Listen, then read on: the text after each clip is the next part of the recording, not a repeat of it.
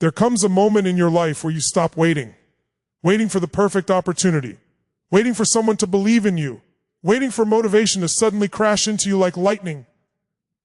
2026 is not waiting. And here's what I need you to understand. Fully and deeply you owe it to you, not to your past, not to the people who doubted you, not even to those who supported you. You owe it to the person staring back in the mirror, the person who knows their potential but hasn't unleashed it yet, the person who's tired of starting over every January, promising change but falling back into old patterns. There is a version of you that exists on the other side of fear, on the other side of excuses, on the other side of comfort. And that version of you is calling out. You owe it to yourself in 2026 to answer, listen carefully. Life is not handing out trophies for intentions. You don't get rewarded for wanting change. You get rewarded for doing the uncomfortable work that change demands. There are people out there with half your talent, half your skills, half your resources who are achieving 10 times more, not because they're better, but because they decided they were done negotiating with their own limitations. They decided that comfort is the enemy. They decided that one day is now. I want you to imagine something. Imagine it's December 2026. You're sitting somewhere quiet, maybe on a rooftop, maybe in your car, maybe at your desk after a long day. You look back at the last year and you say, I kept my promise. I showed up for myself. That feeling, that deep, powerful, unshakable certainty that you didn't just exist another year. You lived it. Do you understand what that does to your identity? Your brain stops seeing you as someone who tries and starts seeing you as someone who finishes, because success is not a skill. Success is an identity. So here's the deal. In 2026, you stop asking for permission. You stop shrinking your dreams to match your environment. You stop apologizing for wanting more. You own your goals. You own your discipline. You own your future. You say, this is who I am now. You wake up earlier. You train harder. You read. You learn. You invest in yourself. You put your phone down and pick your purpose up. You create habits that match the future you desire, because you don't rise to the level of your goals. You fall to the level of your standards. Raise your standards in 2026. There will be moments, many moments, when you don't feel like showing up. That's where greatness is born. Discipline isn't doing what's easy. It's doing what's necessary. Motivation fades. Commitment doesn't. You don't need to feel ready. You need to feel responsible, because again, you owe it to you. Forget what people think. Forget who left. Forget who didn't support you. When it's you versus your excuses, fight for the life you know you deserve. Not for applause, not for validation, but because deep down you know there is a giant inside of you. Wake that giant up. Don't enter 2026 hoping for change. Enter 2026 becoming change. You owe it to yourself to become the person you've always imagined. Not next year. Not someday. Now, there's a moment in every person's life where they are forced to confront the truth, not the polished version of the truth, not the filtered, comfortable version of the truth, but the raw and unedited reality of what they've allowed and what they've tolerated. And that moment is where transformation begins. Because until you decide that enough is enough, nothing changes. Not your results, not your habits, not your future. You've spent years waiting to feel ready, waiting for the right timing, waiting for signs from the universe. But readiness is a lie. Timing is an excuse. And signs appear only after you move, not before. 2026 is not just another calendar year. It's a point of decision, a line in the sand, the moment where you stop negotiating with your excuses and start acting on your potential. When you truly decide, things shift instantly. A decision is not a wish or a hope. A decision is a cutting off the possibility of anything less than what you committed to. You can't kind of decide. You can't sort of change. Once you decide, there is no turning back. That's the difference between people who dream and people who do. Think about how many times you've set goals, written resolutions, or told yourself, this year will be different. But deep down, you knew you weren't committed. You were interested in growth, interested in success, interested in changing your life. But interest does not produce results. Commitment does. Commitment requires evidence. It requires action, regardless of mood or situation. You've had flashes of motivation. You've had days where you felt unstoppable, and then life hit. Stress hit, distractions showed up, and before you knew it, you slid back into old patterns. Not because you didn't care, not because you didn't want it, but because you were negotiating with your excuses. You told yourself, I'll start tomorrow, I'll try when things calm down. I just need motivation first.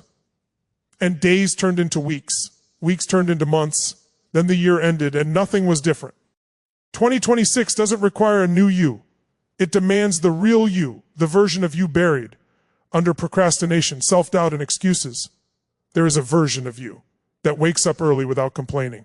There is a version of you that trains, studies, executes with intensity. There is a version of you that follows through every time. But here's the truth. That version doesn't show up until you decide. People think the biggest battle is against failure, but the real battle is against resistance. Resistance to discomfort. Resistance to inconvenience. Resistance to stepping into unfamiliar territory. The mind loves routine. Even if the routine is destroying you. The mind loves comfort. Even when comfort is costing you your future, you have to break the pattern. You have to tell yourself with absolute certainty, I don't negotiate with excuses anymore. When the alarm goes off and your mind whispers, stay in bed, you respond, I don't negotiate with this voice anymore. When fear says, what if you fail? You say, failure is not a danger. Inaction is. When doubt says, people will judge you, you say, people will judge anyway. I choose progress. There's only one thing separating where you are and where you want to be. The decision to stop giving power to excuses. Think about the last time you made a real decision. Maybe it was ending a toxic relationship, leaving a job, moving to a new city. The moment the decision was made, everything shifted. You felt clarity, you felt certainty, and you acted not because it was easy, but because you were done tolerating the alternative. That's what needs to happen now. You need to become done with your own excuses. Done with the stories you tell yourself about not having time. Done with the lie that you need motivation to start. Done with the belief that success belongs to other people but not you. The truth is, you're not lacking potential. You're lacking decision. Potential is worthless without action. Action is impossible without decision. You are capable of more than you know. You have strength, discipline, resilience sitting inside you waiting to be activated. You have ideas that could change your life if only you would commit to acting on them. The world isn't waiting on your perfection. It's waiting on your decision. But here's the part most people ignore. A real decision changes your identity. You stop saying, I want to be disciplined, and you become disciplined. You stop saying, I want to be successful, and you become the type of person success requires. You stop negotiating when a smoker decides to quit. Not wishes, not hopes, not tries, but truly decides. They throw away the cigarettes. They don't keep them just in case. They don't negotiate with the addiction. The identity changes first and the behavior follows. You must make that same identity shift. You must decide, I don't skip workouts. I don't waste time. I don't break promises to myself. You become the person who does the work, whether you feel like it or not. You become the person who follows through, regardless of the conditions. You become the person who stops overthinking and starts acting. Because here's the truth. Every time you negotiate with your excuses, you weaken your identity. Every time you follow through, you strengthen it. You're not just building results, you're building who you are. Imagine how different your life would look if for the next 12 months you acted without negotiation. If you didn't ask, am I motivated, but instead declared, I said I would, so I will.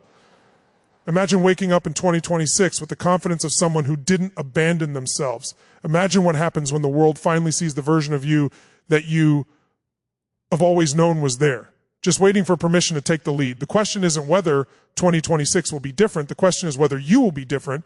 The decision is in your hands. No more negotiating with excuses. Goals are exciting. Goals feel good. Goals give you a rush.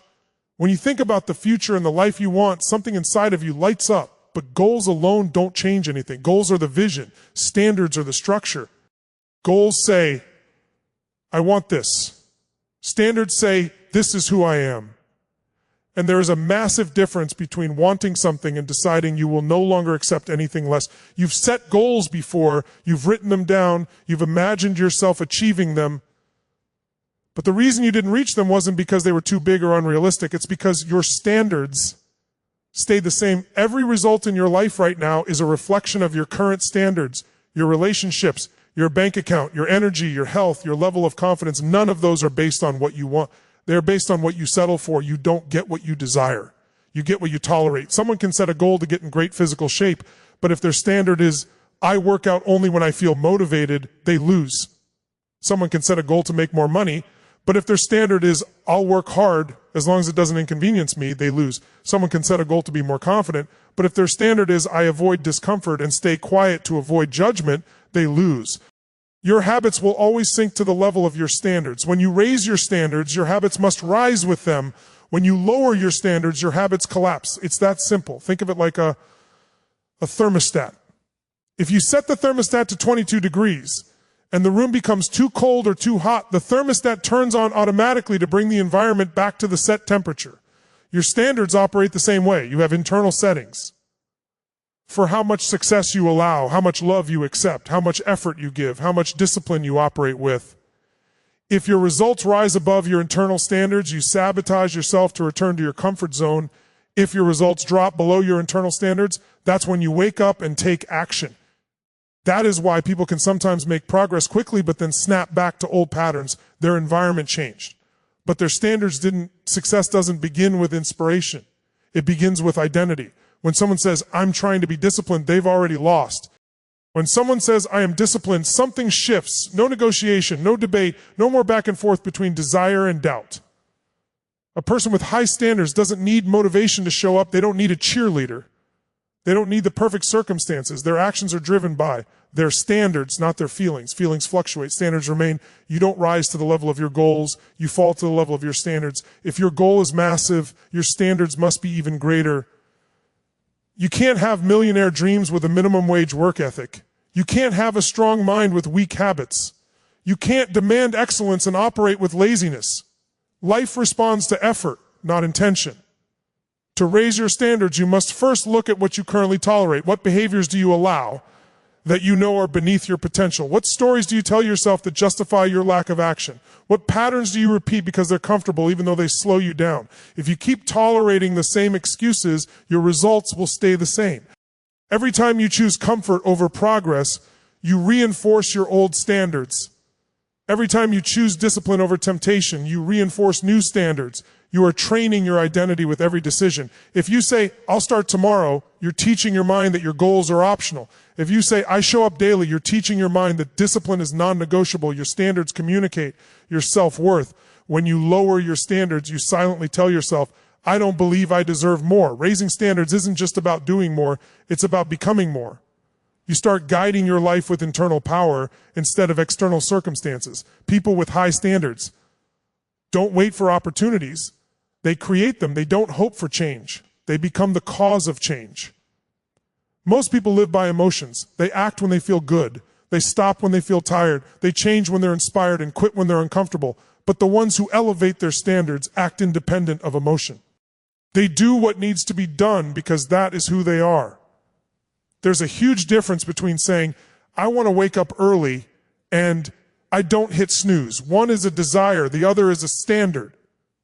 There's a difference between saying, I want to be healthier and I don't eat anything that destroys my energy. There's a difference between saying, I want to grow mentally and I feed my mind with positive input every day. You can list goals all day, but if your standards don't match them, nothing changes. Raising your standards requires that you remove every exit door when you have a backup plan that becomes your primary plan. The moment discomfort arrives, when you have nothing to fall back on, you lean forward. When you know quitting is not an option, you execute. Think of the moments where your back was against the wall, moments where you had to act because you had no other choice. In those moments, you performed at your highest level, not because motivation was high, but because failure wasn't an option. That's what high standards do. They remove the option to negotiate, procrastinate, or compromise.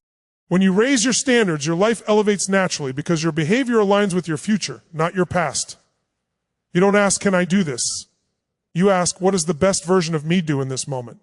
You don't seek inspiration, you seek alignment. You don't chase motivation, you build momentum. The truth is, raising your standards will cost you something. It will cost you comfort. It will cost you laziness. It will cost you some relationships because when you raise your standards, some people will feel threatened. They will try to pull you back to your old level because your growth exposes their stagnation. But lowering your standards to match people who refuse to grow leads to resentment later.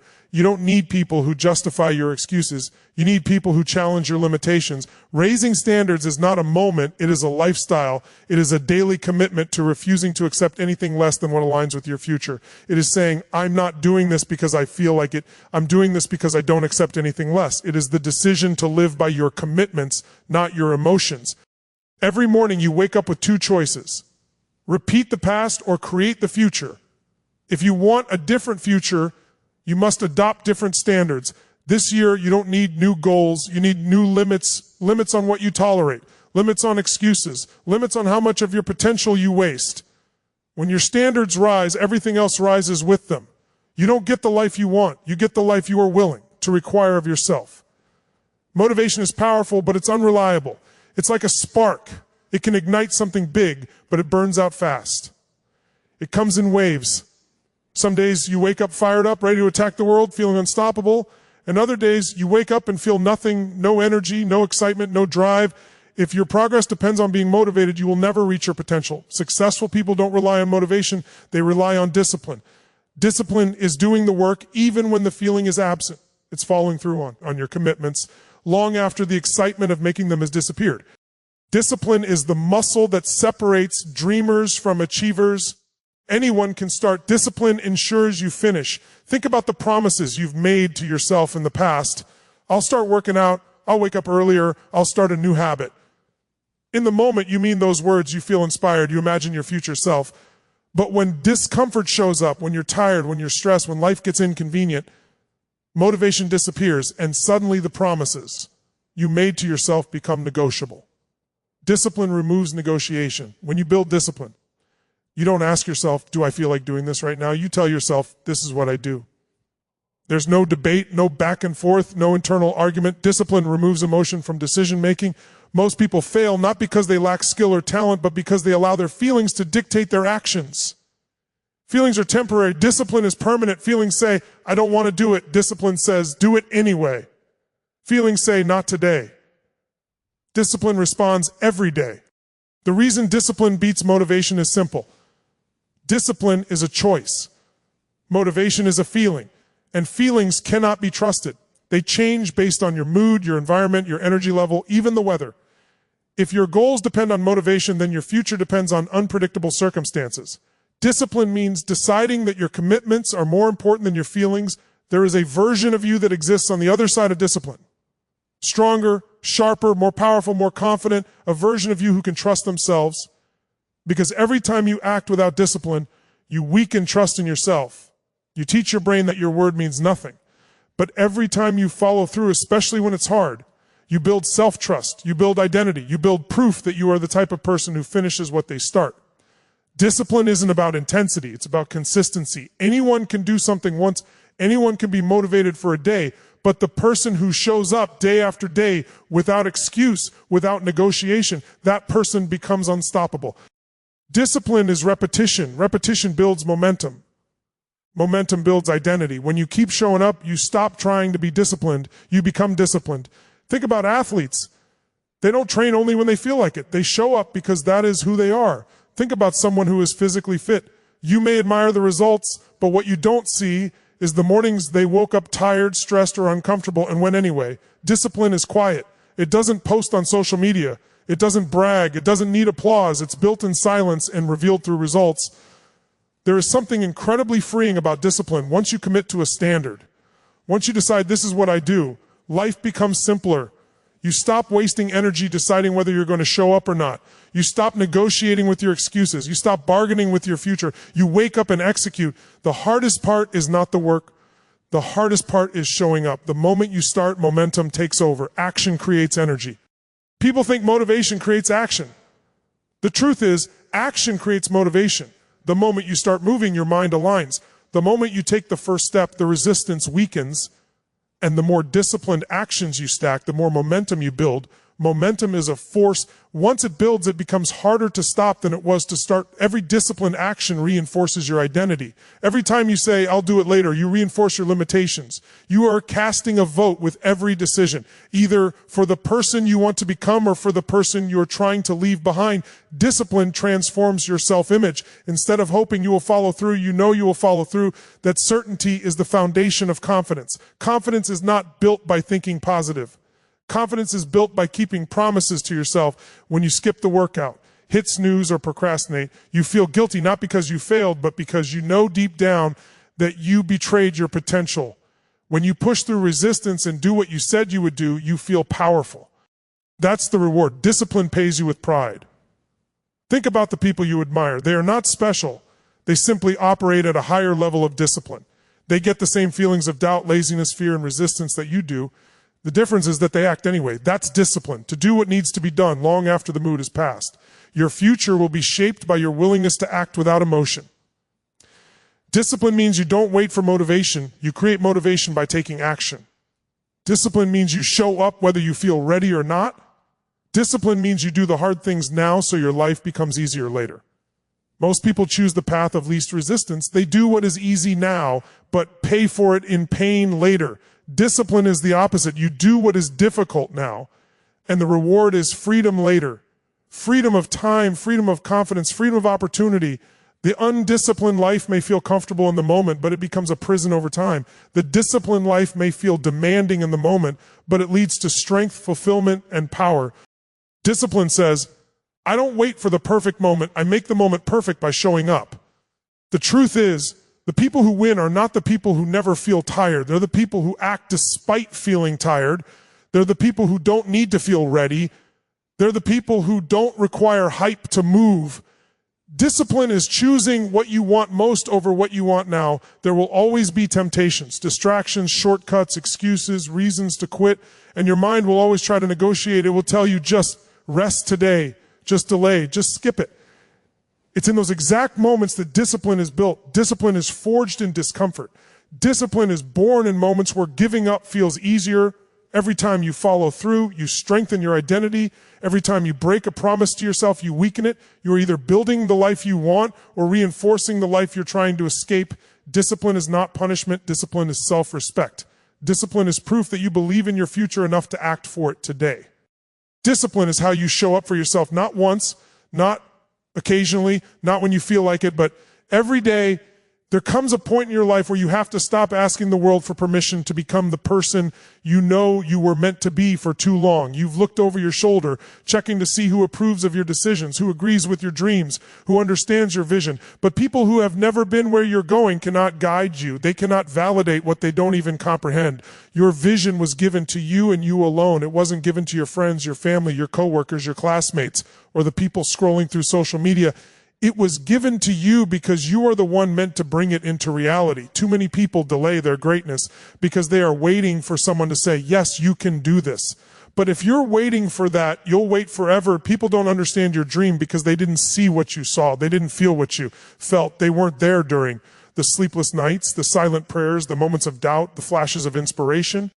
They weren't there when the idea first hit your soul like lightning. Your dream was revealed to you privately, so don't expect others to celebrate it publicly. Most people's opinions are based on the limits of their own lives, not on the limits of your potential. They judge your future based on their past. They judge your capability based on their fear. They project their insecurities onto your ambition.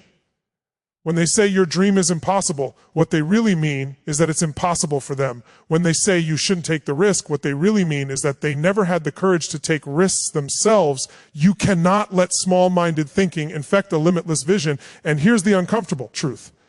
When you start growing, you make people uncomfortable, not because you're doing something wrong, but because your growth exposes their stagnation. When you begin to elevate your standards, chase bigger goals, and talk about a future beyond the ordinary, people who are committed to staying the same will feel threatened. They will try to pull you back. They will question why you want more. They will tell you to be realistic, to slow down, to stop dreaming so big. They're not protecting you. They're protecting their comfort. The world is full of people who gave up on their dreams and now want company in their disappointment. They want you to shrink so they don't feel small around you. They want you to doubt yourself so they don't have to confront the fact that they stopped trying. But you do not need anyone's permission to grow. You do not need anyone's approval to evolve beyond where they stop. The moment you stop seeking validation is the moment you start accelerating your life. Every time you hesitate because of someone else's opinion, you lose momentum. Every time you seek approval, you weaken your connection to your own intuition. Every time you slow down to explain yourself to someone who isn't even moving, you delay your own destiny. You do not owe anyone an explanation for why you want more for your life. You don't have to justify ambition to people who are satisfied with average. The life you want will require a stronger version of you. And that version cannot be built while begging people to understand you. You will never be truly free until you stop needing applause.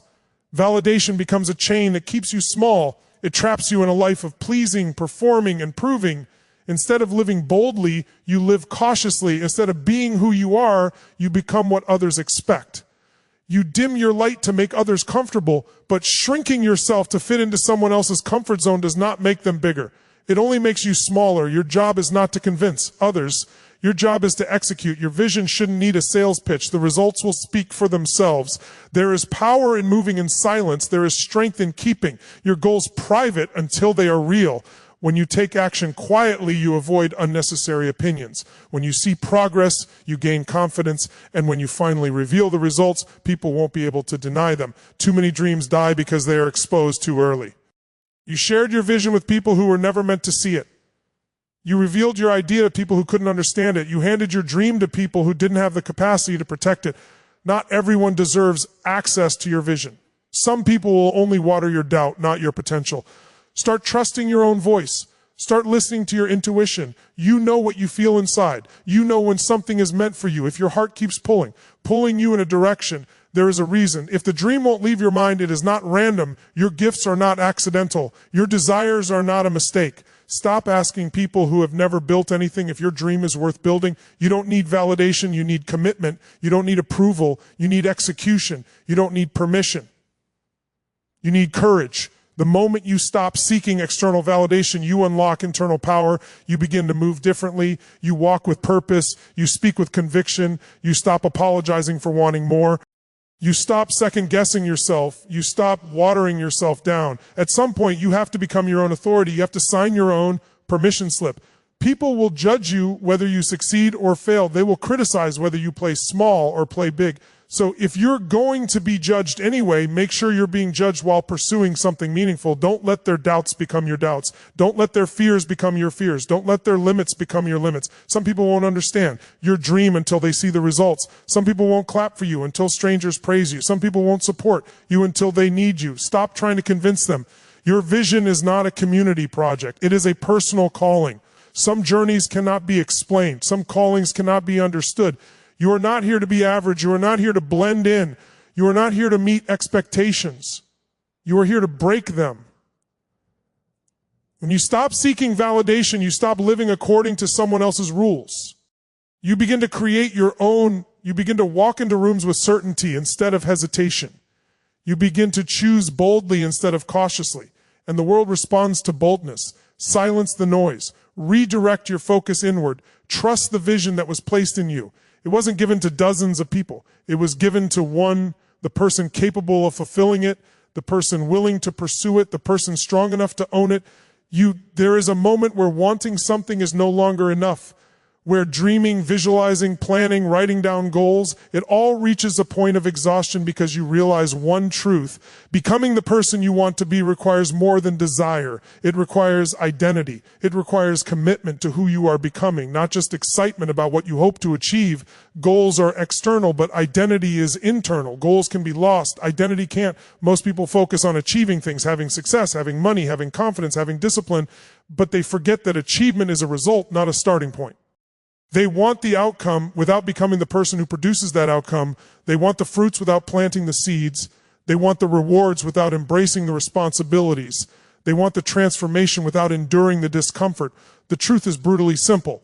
The life you want is only available to the person you have not yet become. And until you transform your identity, your results will remain the same. People don't fail because their goals are out of reach. They fail because they never. elevated themselves to the level where those goals are attainable. You become successful. The day you commit to the identity required for your future, there's a massive difference between saying, I want to be disciplined, and saying, I am disciplined. Between saying, I want to be confident, and saying, I am someone who shows up boldly. Between saying, I want success, and saying, success is who I am becoming through every decision I make. When you only set goals, you operate from your current identity. That identity is shaped by your past, your limitations, your fears, your experiences, your setbacks. But when you commit to a new identity, your actions change, your behaviors change, your decisions change. You stop asking, can I? And start declaring, I do. You stop trying and start being, you stop hoping and start executing. Identity drives behavior. Behavior drives results. Results shape destiny. This is where most people get stuck. They say things like, once I am successful, then I will act like a successful person. But that's backwards. You must act like that person first. You don't wait to become the identity. You build it through consistent action. The person who loses weight doesn't wake up one day magically disciplined. They become disciplined through daily action. The person who becomes financially free doesn't wake up confident with money. They become confident through repeated choices. Identity is not found. Identity is constructed. It is built through evidence. Every time you show up, you cast a vote for the person you want to become. Every time you make excuses, you cast a vote for who you used to be. This is not about perfection. It's about repetition. It's about stacking enough votes for the new identity until it becomes your default mode. If you wake up early once, it's a task. If you wake up early every day, it becomes who you are. If you go to the gym once, it's an effort. If you go consistently, it becomes part of your identity. If you say no to distractions once, it's discipline. If you say no consistently, it becomes character. You don't need to force your results. You need to reinforce your identity. When you commit to who you are becoming, everything shifts. You no longer chase goals. You attract them. You no longer force discipline. You embody it. You no longer try to believe. You already know, because belief doesn't come from affirmations. It comes from proof, and proof is created through action. Identity is strengthened or weakened through every choice. When you say, I'll do it tomorrow, your identity weakens. When you say, I do it now, your identity strengthens. When you slip into old habits, your identity slides backward. When you hold the line, even when it's uncomfortable, your identity pushes forward. Your life moves in the direction of your strongest identity. The person who identifies as someone who tries always has a built-in escape. They can try and fail without feeling responsible. The person who identifies as someone who does gives themselves no exit. There is no failure. Only feedback, only learning, only progress. Imagine the version of you who doesn't tolerate mediocrity from yourself. Imagine the version of you who doesn't need motivation to act. Imagine the version of you who gets things done because that is simply who you are. When you become that version, results are inevitable. If your identity remains tied to your past, your life will repeat your past. If your identity becomes aligned with your future, your life will evolve into that future. The real transformation begins when you stop chasing outcomes and start embodying the identity. If you want to be wealthy, become someone who manages money with intention. If you want to be in shape, become someone who honors their body with discipline. If you want to be confident, become someone who speaks boldly and takes action even when it's uncomfortable. Confidence is not the absence of fear. It's the identity of someone who acts despite the fear. Your brain follows the identity you declare. If you tell yourself, I'm just not consistent, you are programming inconsistency. If you tell yourself, I'm someone who follows through, your actions follow that belief. The words you use about yourself shape the ceiling of your growth. The moment you adopt a new identity, your life recalibrates around it. There is a reason new habits crumble so quickly for most people. They try to force new behaviors while holding on to the identity that contradicts them. They say, I'm trying to quit smoking. Identity, I am a smoker. They say, I'm trying to become disciplined. Identity, I am currently undisciplined. They say, I'm trying to be more confident. Identity, I lack confidence. The subconscious mind always acts to prove your identity true. When identity shifts, behavior follows. Stop saying, I want to become more disciplined, and start saying, I am someone who keeps promises to myself. Stop saying, I want to get in shape, and start saying, I am an athlete in training. Stop saying, I want to be successful, and start saying, I am someone who finishes what I start. The most powerful transformation you will ever experience happens the moment you stop trying to achieve success and instead begin embodying the person who achieves success. Success is not something you pursue. Success is something you attract by the person you become. When you commit to your identity, your standards rise. When your standards rise, your decisions improve. When your decisions improve, your habits align. When your habits align, your results multiply. The process begins with identity, not effort. Your life expands when you expand. Your life levels up when you level up. Your external world reflects your internal world. Nothing outside you changes until something inside you changes. The moment you commit to becoming the person your future requires, the future starts moving toward you. Success isn't about achieving things. Success is about becoming someone.